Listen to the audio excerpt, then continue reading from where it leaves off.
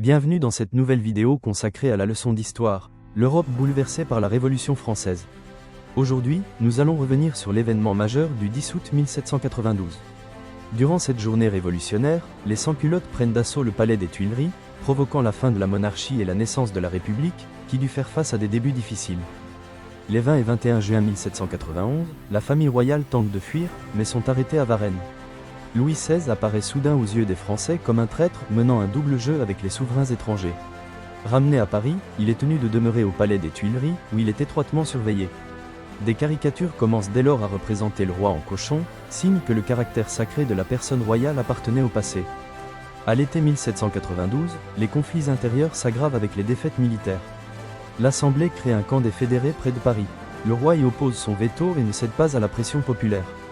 Paris apprend le fameux « manifeste » du duc de Brunswick, généralissime de l'armée coalisée, qui menace maladroitement Paris de subversion totale pour le cas où le roi et sa famille seraient menacés.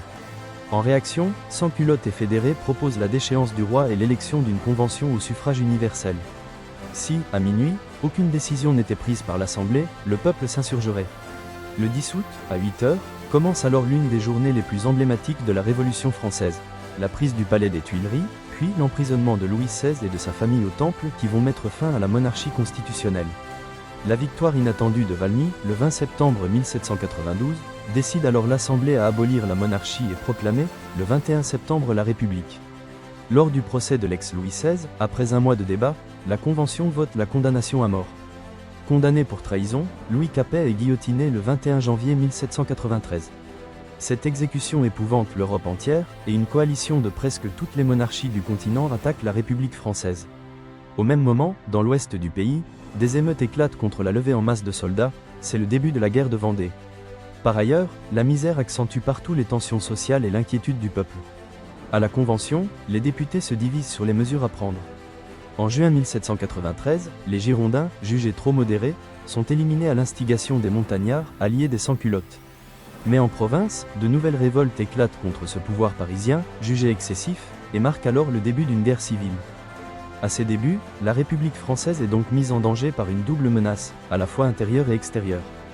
Pour y faire face, la Convention, désormais dominée par les montagnards, décide de mettre en place un régime dit de terreur, animé par Robespierre et le Comité de salut public.